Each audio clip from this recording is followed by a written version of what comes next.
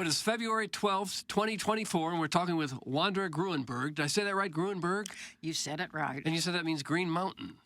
Green Hill. Green Hill in German. Right. Ah, so you're obviously of German descent. Completely. Slightly. Yeah. Have you traced your ancestry to see when your family came here from the old country? Oh, yes. When was that? In the early 1800s. Oh, a long time ago. A long time ago. My great-grandfather came. And where did they settle exactly? When? Where? Where? Yeah, where did they Came up the first live? Mississippi River. I checked at Ellis Island, and they did not come through there. They came through New Orleans and up the Mississippi. And my thought is that they passed all the flat lands in southern Missouri, and they got to the Cape Girardeau area and saw some hills, and this was home from the German Oh, it looked country. more like Germany? It looked more like Germany because you don't have, or I didn't see in Germany, flat land for miles like we have from Cape Girardeau to New Orleans. Yeah. So they got off the boat and settled north of Cape Girardeau. And lived there a long time or no? Still there? My cousin's son lives in the old house that my grandfather lived in. Oh, wow. And my nephew lives in the house that I lived in, or that I grew up in. So, yeah, we were Kirchhoffs. Yeah. And there's still Kirchhoffs in that area. And they're not going anywhere, apparently. Well, I'm in St. Louis because when I married Grueneberg, he had gotten a job at what was then McDonnell Aircraft. And so when I was married, I moved to the St. Louis area. So let's go to when you were born. That was back down there in the Cape Girardeau area? I was born in a farmhouse north of the Cape Girardeau area in a little community. There was a school and a store and a church. The church was 1.5 miles away from the school and the store. But that little community was called Egypt Mills because years ago when it was first settled, they asked people for names. And this one gentleman that lived in the area said it reminded him of the stories from the Bible of Egypt because there was a mill in this community also, and there were mills in Egypt that people came to. So it became Egypt Mills, and it's still, there's no store there anymore. The school has closed and moved, but still that little area is called Egypt Mills, and it's about 8 miles north of Cape Girardeau. Yeah, and that's where you were born? That's where I was born. 89 years ago? Do I have that right? You have that correct. Went by fast, I bet, right? Everybody always says, by fast. Where did the time go? It was neat. And 3.5 years later, my brother was born in the same farmhouse. And I told my mother the next morning, I want to go down the hill to tell the mailman who delivered our mail from Cape Girardeau. I want to tell him that I have a new baby brother. And okay, my aunt, who was spending the week with us, walked down the hill with me, and I told this mailman, and he parked the car and walked up the hill to see the new baby. Not many of our mail carriers today would come in to see a new baby. I wouldn't think so. Isn't it funny how you remember something like that when you were 3 years old, how certain memories stick out like that? It is completely amazing, the things that stick in your mind from back 89 years ago. Well, 88 actually, because You were proud of your baby brother. yeah, it was first and only one I had. You have just one other sibling, and that was him. Well, actually, I had 3 siblings born before I was that died before they were a year old. Oh, wow. What happened to them? Your parents talk about that at all? Very little. And as I grew up, I realized it was a tough subject for them. And so I really didn't pursue it. Yeah. And you were born in 1934, so that was what, the height of the Depression. It definitely Not a lot of money was. going around to drive to a hospital or do whatever it took to get medical care. Back in those days, the rural area they didn't go to the hospital for delivering a baby. How'd they do it? They had a doctor come in. A doctor came to our house and delivered me, and then saw me for the 3 years, and then delivered my brother, and then saw him. Was the family doctor. Yeah. But he traveled to the homes instead of the people going to him. Sometimes you wonder how anyone survived that.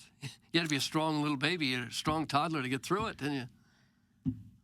But you really knew your doctor. Yeah. Yeah. You became friends with them and acquaintances and didn't live that far from them. We lived like 1.5 miles, 2 miles from the Mississippi River. And I saw the Mississippi at least once a week and looked across the river to Illinois. But I was 13 years old before I ever left the state. And now you can see my T-shirt. What's it say? 50 States Club. You've been in all 50 states now. I've been to all 50 states. Was that something that you always wanted to do? Check No. all those states off the list? No, but it just like began happening. Yeah. And my husband was transferred to Maryland. We lived there for 9 months. So we got to visit the eastern states, including the World's Fair, which was in New York, the year that we were living in Maryland. Then we were back home for 9 months. He was transferred to California, to the desert in Lancaster. So another different type of country. Yeah. And then when you mentioned that you had heard I won the big deal on Let's Make a Deal, the television show, part of my winnings, of course, the big deal was worth $3,000 then. That was big money. Mm-hmm. You're talking about, what year would that have been? You said about 50 years ago or more than that? Yeah, let's see. I don't know, about 58 years ago. Yeah. Oh, wow. So 1960s. So you do the subtraction. I don't want to. It's probably in the 1960s, though, right? Yeah, it was in the 1960s. Monty Hall, was he the host? Monty Hall was the host. You remember what you had to guess, or what question they gave you, or what you had to produce? You didn't guess a question. You just answered yes or no. And then I had won a door, as they called them. They had on the stage were 3 big doors. Right. And it was my choice. And I picked door number 3. And I had won 2 motorcycles and a tent that could be pulled by the motorcycle. And my sons were in the audience. And when I said I would trade these 2 motorcycles on this tent for a chance to win what was behind that door number 3, I thought I was going to lose my sons. They were not happy with that. No, they were not happy. They were thrilled that I had won the motorcycles. But I picked that door, and it was the big door of the day, worth $3,000. Just straight cash? No. No. A stove, a refrigerator, a freezer, and $500 to buy meat to put into the freezer. So you're probably pretty excited about that. Which, when I won the $500, we were we knew that in a few months we were being transferred back to St. Louis or to Florissant, where we lived. And we decided, since we were on the West Coast, we were using that $500 to drive up, catch the ferry, and ride up to Alaska. Mm. So we did that and then drove back down through Canada, which was a great experience. Yeah, it's quite a trip. Did you keep the appliances anyway? Did I keep what? I'm sorry. The appliances that you won with the cash? You said you won a We had stove? them shipped. Oh, We kept them in the boxes that they were delivered to our house in Lancaster, California. Kept them there, and the moving company just picked them up as is and brought them back to Florissant. so you're a big game show winner. Big game show winner. It's quite a neat experience. Yeah, you probably didn't see that coming growing up on a farm in southern Missouri. Never ever thought of it. Didn't have a TV until we got to St. Louis. Didn't have electricity in my house until I was 13 years old. Really? How'd you get by without electricity? I mean, lamps and Lamps, gas lamps or candles? kerosene lamps. Yeah. It get cold in the winter? No, we had a I guess? stove. Yeah. Was that enough? Sure, we never were cold. Really? We had a big back stove and a furnace my father also built a new house, which was done about the time that I was 13. And yeah, you can get by without electricity. My father and I used to listen to the radio all the time because we didn't have TV, of course. Yeah. It was before TV. Mm-hmm. And we listened to the radio that was hooked to a battery that was powered by a windmill that was in our garden about 20 feet from the house. And that's Wow. how we got our entertainment. Things haven't changed much at all then from those days, has it? The only thing was that we listened and rooted for the St. Louis Browns baseball team. Not the Cardinals, but the Browns. Because the Browns, by that time, were coming to Cape Girardeau for spring training because it was the beginning of World War II and they couldn't travel that far to Florida. Oh, yeah. So they trained in Cape Girardeau and became our baseball team. Well, it makes sense. Balmy Cape Girardeau in February. Yeah. It was a good spot for spring training. Yeah. It's as cold at Cape Girardeau as it is here. Yeah. It seems like nobody had any money back in those days, did it? The 30s and the 40s? Everybody was It struggling to get by. Following the Depression. And see, this was a question I always regret. Now that I've grown and my father and mother are both gone, I regret that I didn't ask them why they left Cape Girardeau. My father worked for the Ford Motor Company in Cape Girardeau, drove to St. Louis to the manufacturing place to pick up cars to take back to sell the new cars. Mm-hmm. And when Depression hit, they moved to the farm. And I never, of course, was too young to realize that was a question. Did you lose the house? Were you buying it and lost it in the Depression? Or did you just decide that it would be less expensive to live in the country? Don't know. Yeah. Did they grow their own food on the farm? Absolutely. Maybe that's what it was. If they were going to eat, they had to grow the food themselves. They grew the vegetables and the fruit and the meat. Yeah. But these answers, there's no one I can ask Yeah. to get the information. Yeah. It's hard to even fathom, as much money as we have now in America, how people could have struggled so mightily back then. But the whole country did. It wasn't just wasn't just your Oh, yeah. family, it was everybody. Oh, I know, it was. And you grew up with it. And even now, my children question why I'm so cautious that I watch prices when the grocery store when I shop.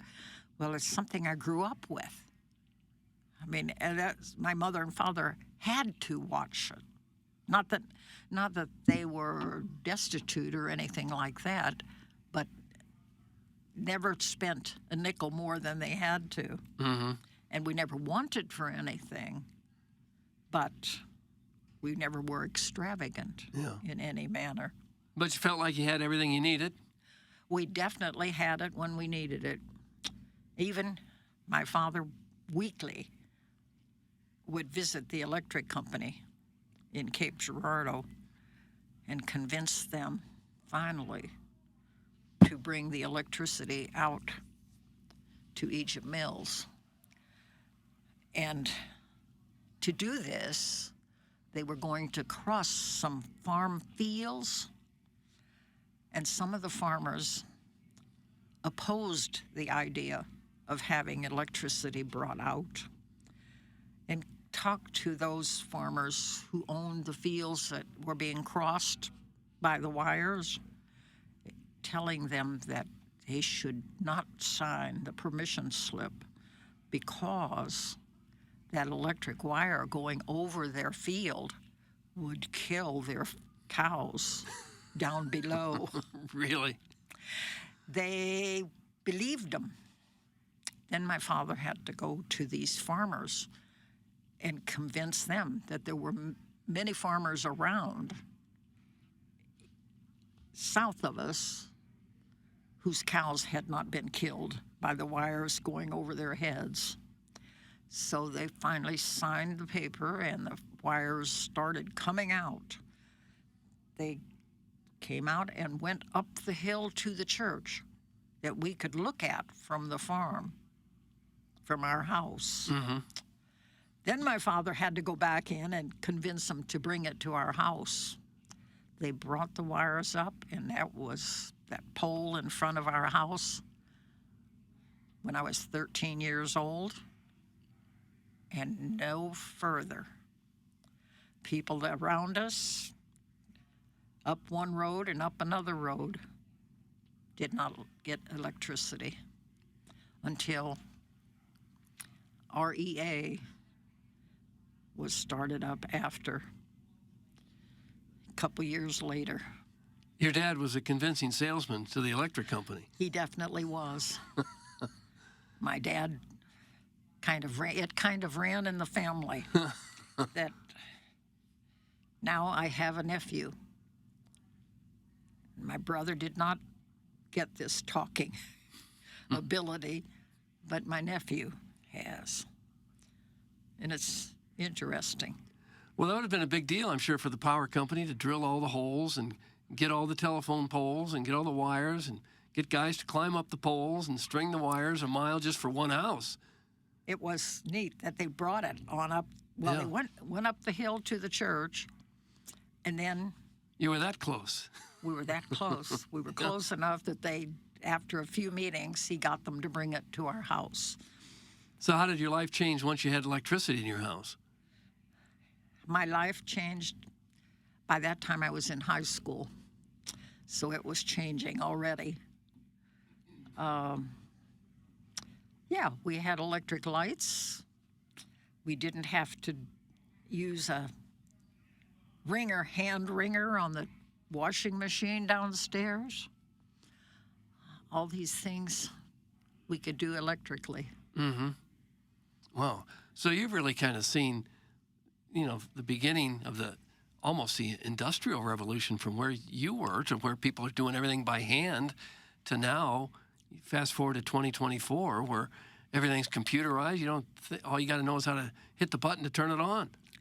It's wonderful to have lived through and experienced all these things. Mm-hmm. And to experience 50 states and realize what a wonderful country we live in. I've also, fortunately, visited 29 countries. not leaving the state of Missouri until I was 13. I didn't realize what travel could mean. But it's so great to experience these different areas. I mean, to live near New York, in the hustle and bustle of that area, and then to live in California, in the middle of the desert. I mean, what a difference. Yeah, you've pretty much seen it all. Well, 50 states. What did you like? Is there one state or a couple states that you really loved and maybe some others that you didn't think much of? The one I really love, Missouri. Really? We have a lot of variety here, a lot of things. One I didn't like, don't repeat. It's all right. They're not listening. Least of all, Montana. It just didn't have anything that grabbed me. Yeah, not much happening out there. I mean, Hawaii was nice. Alaska was nice. I felt sorry for the Air Force band that was stationed in Southern Cal. They went to Alaska at the same time that we did, and it snowed in the middle of summer in Alaska. But yeah, that's not a surprise. No, it's what you get up there. Tell me what your parents were like. Well, I've told you kind of what my father was like. He liked the community, and he wanted it to be better. He knew that talking and convincing people was effective. He was very active and giving.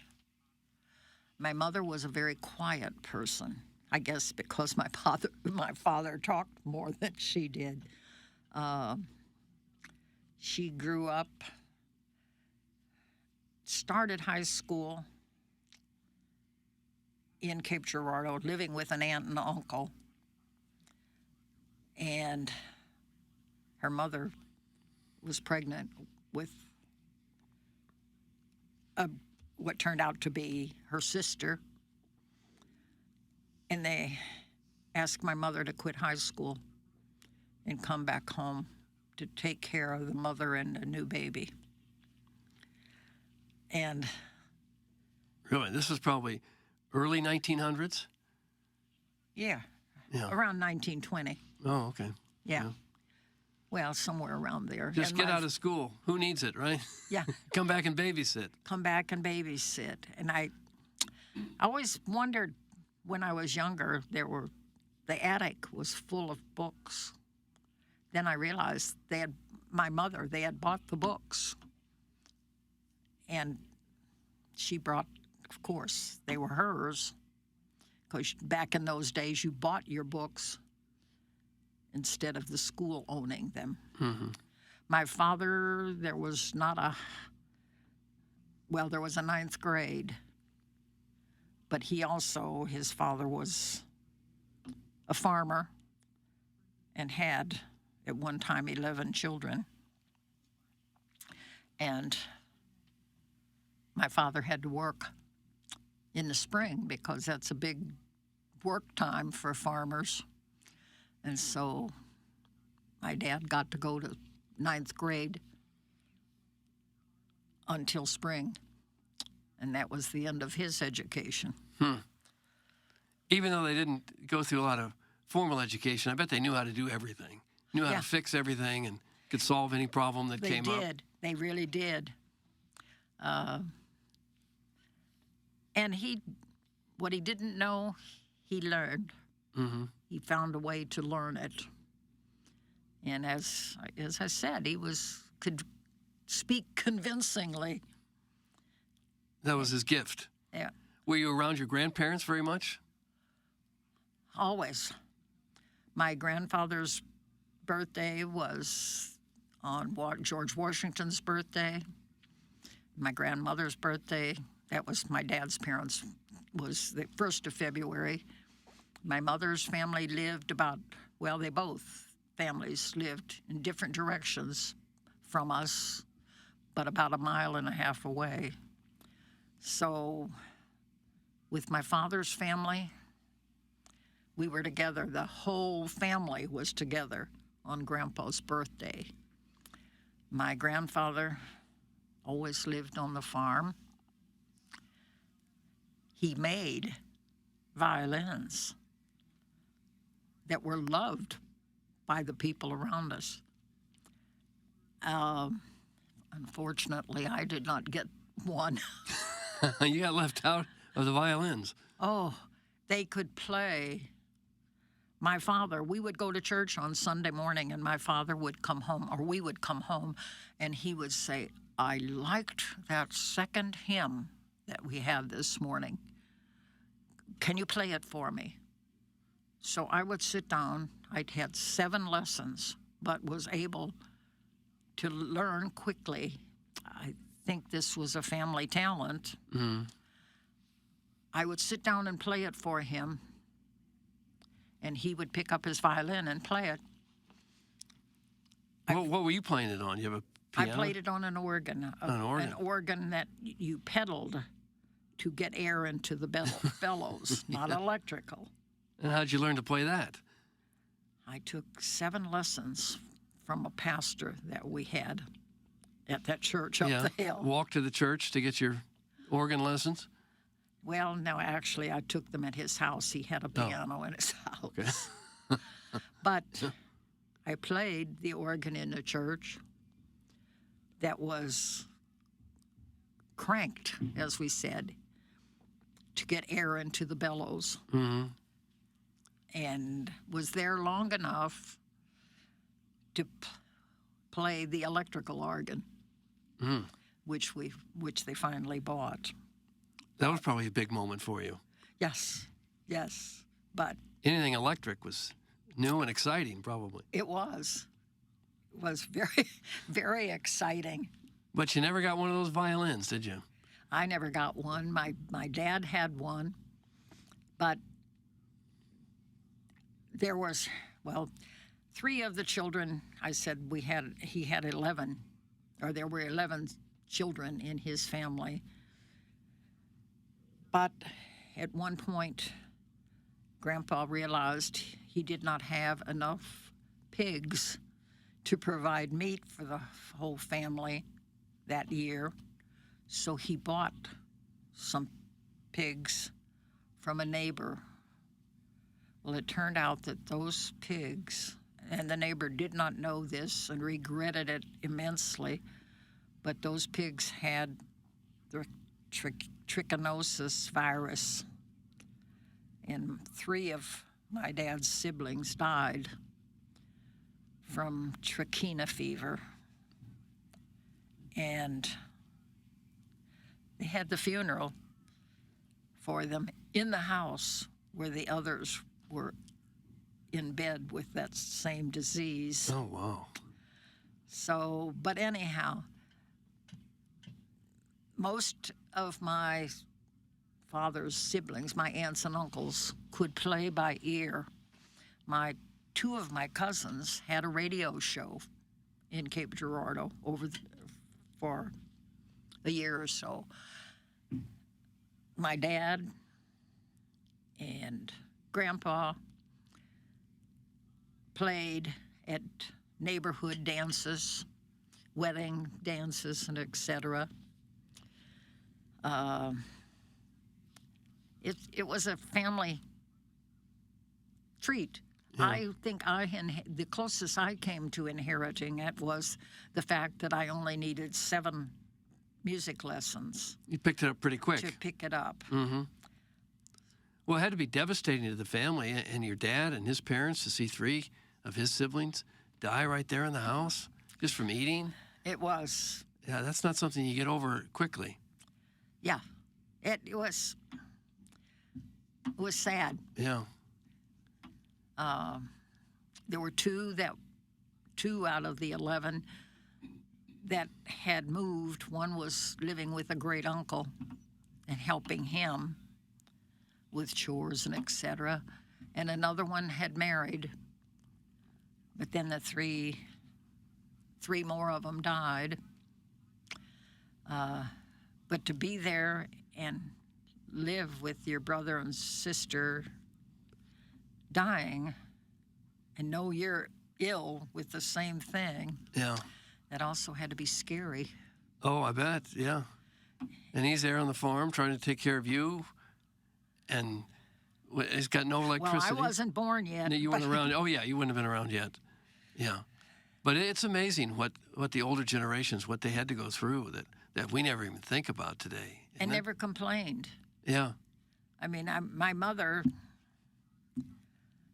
we would walk out in the field and bring the cows in and then milk them and then bring it in and separate the milk from the cream with a machine that was called a separator that we cranked by hand until we got electricity. It was hooked up to a motor. Mm-hmm. We had a bathroom outside the house. That's fun in the wintertime, isn't it? It was great fun in the winter. But you didn't complain. No. You didn't know what you were complaining about because that's what everyone else had, right? That's exactly right. Now they have electricity. Mm-hmm. Were you pretty good at milking the cows? Oh, of course I was. Were you? After Yeah. a I didn't mean to practice offend you. morning and night. Yeah. Morning and night after I brought them in from the fields. Yeah. Was that the jobs you had as a kid, mostly working there at home, or did you have to work somewhere else also? Oh, no, I didn't work anywhere else. How would I get there? Yeah. And where would you go? There's nothing there but the church anyway. My first job, I graduated from high school, and I was determined I was going to college in Cape Girardeau. And I was going to get a job, and I was going to pay for it myself. So I did, and my first job at 16 years old was secretary to the owner of a big lumber company. Did you enjoy that? Immensely. Lived 3 blocks from the company, walked morning and evening. And that's where I met my husband. And a year after I started work, a little more than a year, we were married when I was old, 18. Oh, that is an old lady.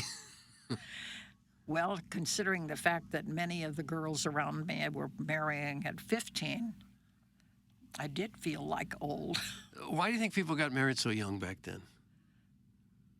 I don't know. Where else were they going to go? None of these other girls got jobs Yeah. in the city. They just stayed home and got married. Nowadays, we don't want our 15-year-olds to even be dating, much less getting married. People grew up quicker, though, I'm sure. They did. Yeah. When the war ended, you could feel almost the difference. I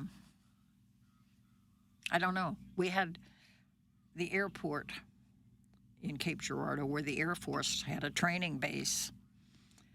And I not always, but often woke up in my bedroom, looked out on a big flat air field, and I would see planes in my dream. German planes landing there.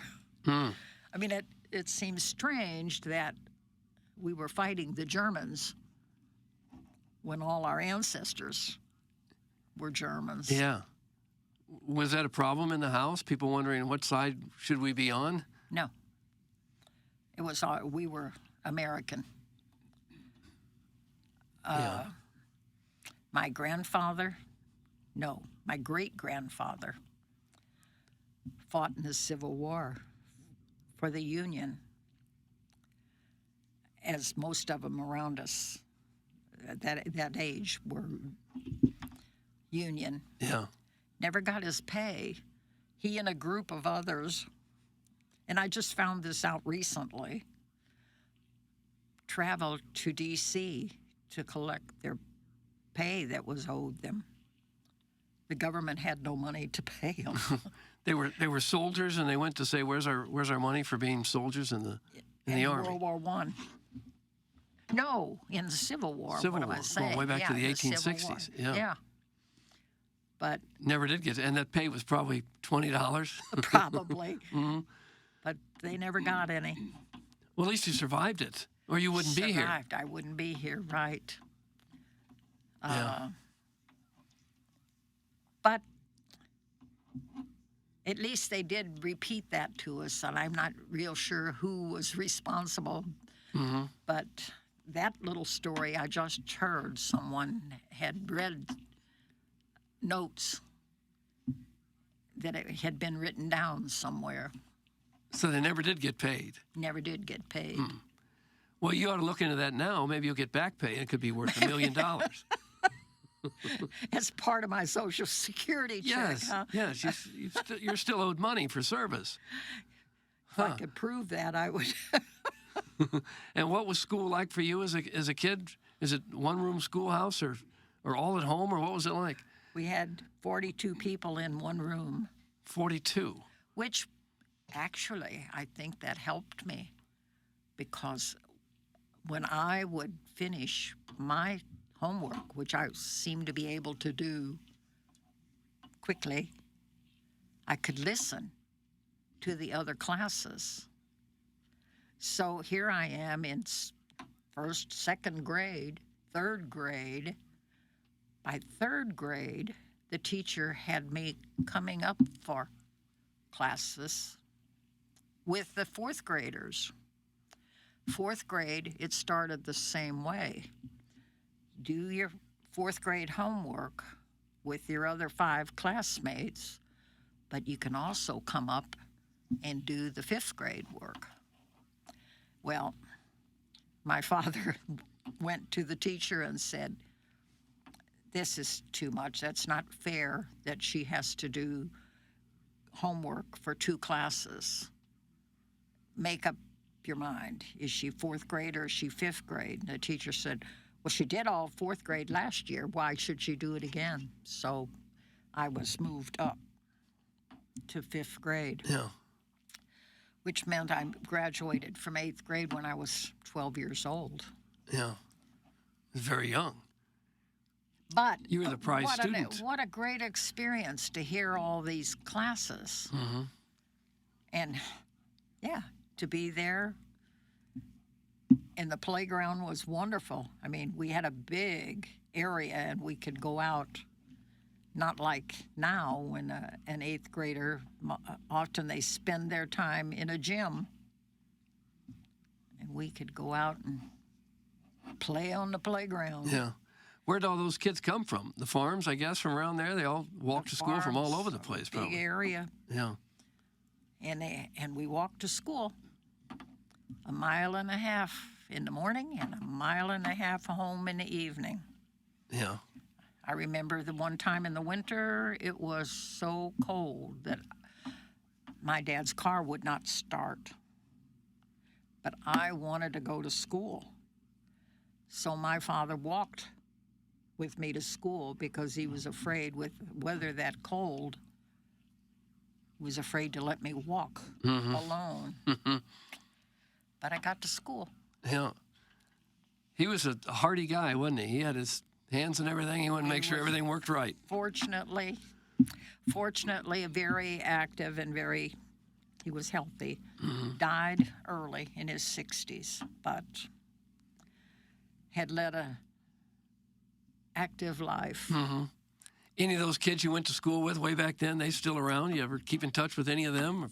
If they've lived as long as you have? No. They haven't. You're the lone survivor? I met one 2 years ago. They had a gathering in the community, and I went down. My nephew still says that room upstairs was always your bedroom. When you want to come down to stay at my house overnight, that's your bedroom. So I went down this time and met the one classmate. As far as I know, that's the only one of the original 6 left. Most of that group stay right there in that area and become farmers themselves, or No, scramble to get out of there as fast as they can? no, because it's a good area and the people are all very nice and it's close enough to the city. And the college being in the city helped progress there. Mm-hmm. So, no, most of them stayed in the area. One of the girls that I was in my class when we started school, graduated the same year I did. She graduated from 8th grade and I graduated from high school. Mm. But she stayed in the area. And the one boy died rather young, and the other one was the one I talked with. And the other 2, I don't know what happened to them, but I don't think they're living anymore either. You said you met your husband at your first job. You remember that day you first met him? Yeah. What happened there? What was that like? He was where I was secretary. I looked out the window of the lumber company, and he was a truck driver for the lumber company. So we began waving through the window, and after a few months, he drove me home one day instead of me walking that 3 blocks. Now the romance is on at this Yeah, point. it was on. And after a year and a few weeks after that, we were married. And by that time, he realized that the money you made in Cape Girardeau would be difficult to have a family. And so he came to St. Louis, and having worked on an aircraft carrier in World War II, he had aircraft experience, and he got a job without any problem. Yeah, I bet. So, yeah, we moved to St. Louis. Well, moved to Jennings, and then lived upstairs in a house with a wonderful family who turned out to be like one of our own families. Mm-hmm. And this man worked for the assessor's office in St. Louis County, and one day he came home. Well, we had had the baby, and the family downstairs, we asked them to be her godparents. And this man, as I said, worked for the assessor's office in St. Louis County, and came home one day and said, I assessed this new house area today, and I think you really should drive out and look at these homes. So we drove out to Florissant to check out these homes.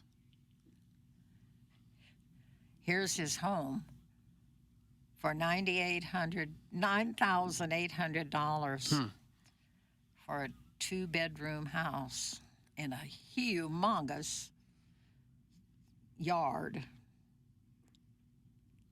We ended up buying that house and lived there back and forth to Maryland when we rented the house, and then to California when we rented it again, and back, and then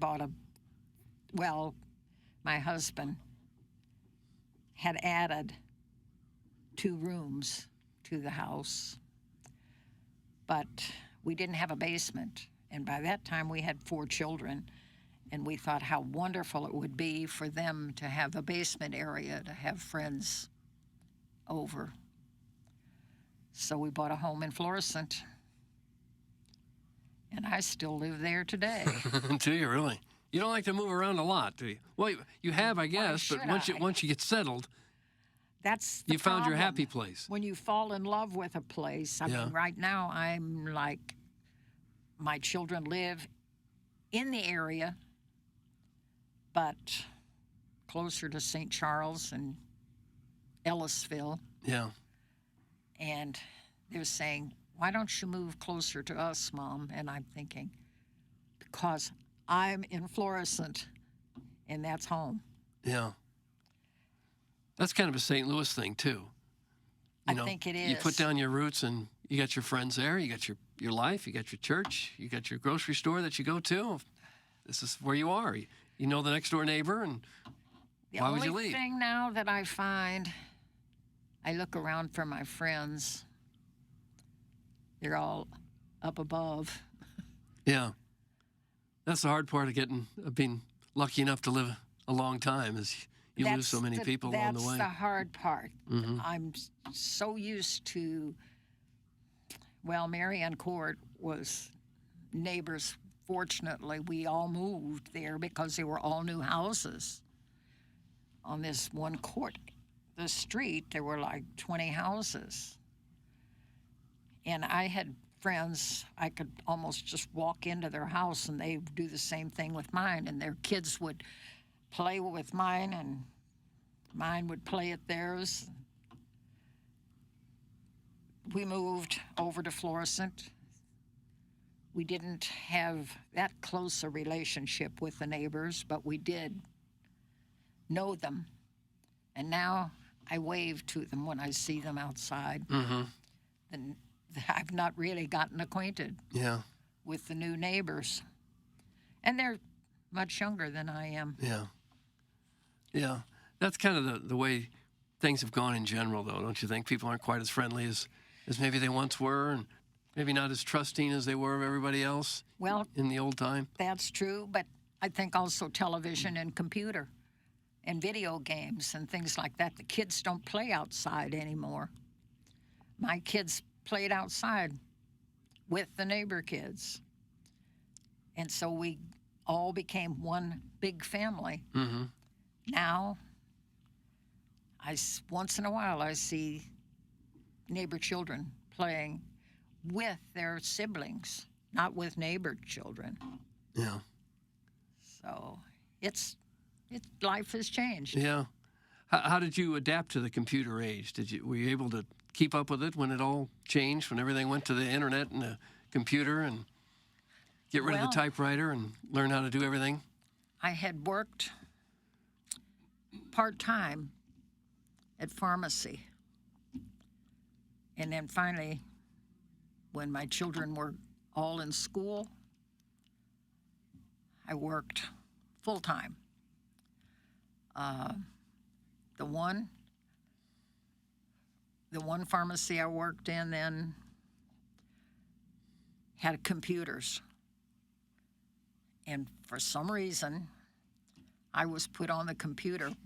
We serviced nursing homes, and we had to have a monthly job chart for the nursing home that had to be printed with the doctor's orders transferred. And for some reason, I was given the one chore of seeing that this was done, doing part of it myself and part of it assigning to some of the other ladies at the pharmacy.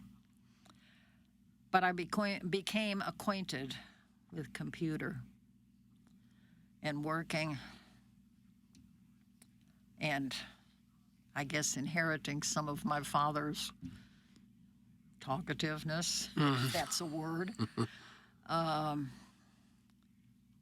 One day, at church, I was active in some of the groups. And one day the pastor called and asked if he could speak with me. And I met with him, and he asked me if I would consider coming to work as assistant administrator. We had a membership of 2,000 people at church. I thought about it, and I said, yes. So I went to work. Little did I realize that the secretary had been there 15 years, And the pastor made it clear that I was over her. Oh, gosh. How'd that go over? It didn't Not well, go probably. very Yeah. well. It's cleared, but it didn't start out very well. Yeah. After a year, this pastor took a call and went to Ohio, moved up there, and we had an interim pastor who was older and didn't have an active church. He worked with me for a few weeks, and he said, "I have a question. Who are you assistant to?" And I said, I don't know now. And he said, "You're assistant to no one. You are the administrator. Do you mind if I go to the church council tonight, the governing board, and ask them to change your title?" And I said, "No, that's okay." Well, we had computer there, so yes, I got acquainted with computer completely. Well, that's a good thing, because a lot of people in your generation, it passed them by, and it's hard to get a plane ticket. It's hard to get a ticket to a ball game. It's hard to do much of anything now if you don't have some computer skills. You really do. Even now, I'm beginning to feel behind on some things because a lot has changed in the last, well, how long? I've been away from church now for 10 years because it was embarrassing to answer the phone as the administrator and not be able to understand without often asking them to repeat what they said. Yeah. Of course, I was delighted when they asked for volunteers for one morning a week at church, and I thought, the least I can do, I'm retired now, I'll go up and volunteer. Answer the phone, as I always did, with the church name and my name, following it. And this gentleman on the other end said, "Oh my gosh, Wanda, it's so good to hear your voice. I've been trying to get answers to this question, and I've finally gotten you. Tell me." And I said, "But I'm not here all the time. I don't know all the answers anymore." But it was good. Yeah. It was good to go back and volunteer. Yeah. And stay busy. That's the one thing you don't want to do when you get older, is sit and watch TV all day long. I don't watch TV all alone. Yeah. I watch, and you may not like this, but I watch game shows. Oh, well, keeps your mind working a little bit. I figure that it keeps my mind going. And it's so interesting with the game shows. You can look at them and you can think which questions they'll be able to answer and which ones they won't. Yeah. Because it's so much depends on the age that they grew up in and the age of the people that they associate with now. Right. And as a former big winner on Let's Make a Deal, you feel like maybe you're smarter than some of these people. I knew how to manipulate. No. Did I see also you placed a lot of foreign exchange students? What was that like?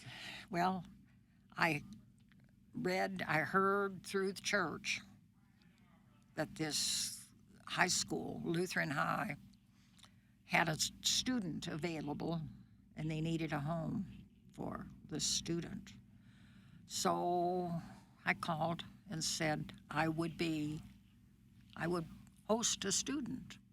My husband had died before that, and I was my children were all married, and I was living alone, and I thought, I have room. I can bring this student in. So they told me that there was one student going to Lutheran North and one student going to Lutheran South. And one was a boy and one was a girl. And I would know at the airport which one I would get. Yeah. Well, I got the girl from Kyoto, Japan, who had been in Georgia the year before as an exchange student and was picked up to come back. Well, she was totally amazed that I paid attention to her And we just did lots of things. Then I got a notice after she was gone back home. I got a call from one of the coordinators in the Florissant area, or I should say the coordinator, because there was only one. And she said, I talked to a friend of yours, and they say that you might host another student. And I said, well, I don't know. Where would this student go?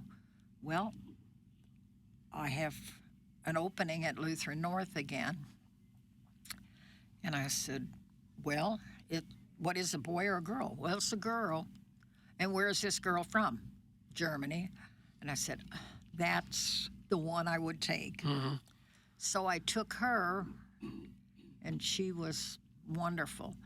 Meantime, the lady who placed her, as we were called coordinators, because we coordinated from the country, the foreign country and the U.S., and I got, like I said, I worked well with this girl from Germany. And then the coordinator called and said, I'm going to move. Would you consider my job? I considered her job and took it. And over the 20 years that I worked for CIEE, Council on International Education Exchange, I placed 290 students and hosted 24 of my own. Oh, really? And because it's not a paid position, but I could place students. If I placed 5, I got invited to the national conference somewhere in the U.S. Mm-hmm. If I placed, I think, 3 more, 8, I got invited to the foreign conference. If I placed 12, I get paid $300, or I could bring one person. Many times in the 20 years that I worked, well, I went to all of the U.S. ones, but many times to the foreign ones, and was able to take all but one of my grandchildren, 9, and my children, except my one daughter who doesn't like to fly. Mm-hmm. It's so hard to go to Europe in a week without flying. That's tough. Sometimes even to the point of taking 3 of them at one time. Mm. And they all say, some of them went 4 times with me. The one that just left went 3. Wow. So this worked out well. Well, it was a great experience. The guy from Brazil offered me the opportunity to send for free a student to Brazil for a year. So one of my granddaughters did that. Mm. One of them got to go to Japan for 2 weeks. A lot of perks in this job.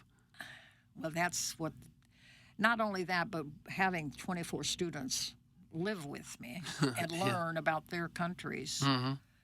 And then spend the time in Germany, because the German coordinator or boss asked me to come when he'd have his upcoming students. He'd have their parents come to the meetings, and I would talk with the parents. And I went, sometimes I'd spend 3 or 4 weeks a year in Germany. Mm. Then they started inviting me to New York when the students would come here, and I would go stay at the hotel, which again was a great experience. Yeah. To get 4 weeks in August in New York. I bet. Well, you've done an awful lot, seen an awful lot of things. Was there anything in your life that you didn't get done that you always wanted to? Anything still on your bucket list that you need to check off? Yeah, go to Australia.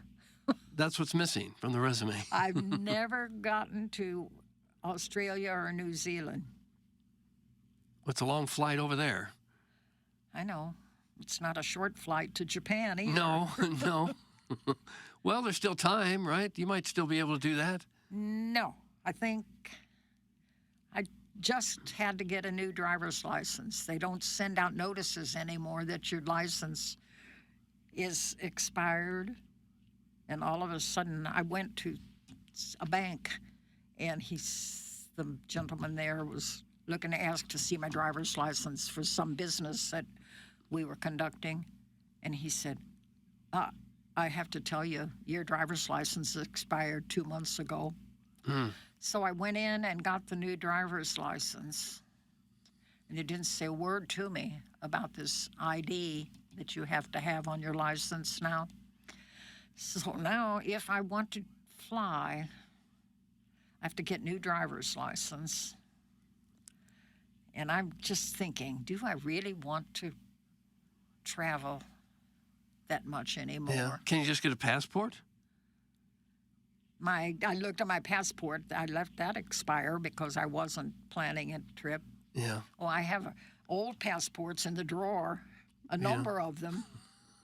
But I'm just not sure I want to deal with luggage and all anymore. Travel gets to be an ordeal when you get a little older. When you get a little older, you Yeah, have it to gets to lug be a all this hassle. luggage around. Yeah, I know. It's not easy when you're 25, much less when you're, When you're 89, 85. it's a Yeah, little harder. it gets to be an ordeal. It is. I find that too. So I don't know. My children, a couple of them say absolutely no way. You just can't do it. And then the other two, well, when are you going to go? Yeah. Well, they need to go with you, maybe. Well, they're going on their own. My one son retired from the Carpenters Union in St. Louis. Mm-hmm.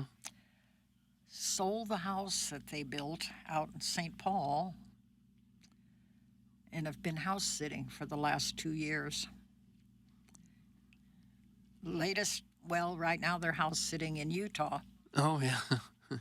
They skied day before yesterday on the mountains that they watched the snow fall on. He's got it all figured out. Well, they were in England and then in Ireland for 48 days this past summer. Yeah. Sounds pretty nice. But the couple came back in Ireland and asked them if they would put it on their calendar and come back and house sit again next year.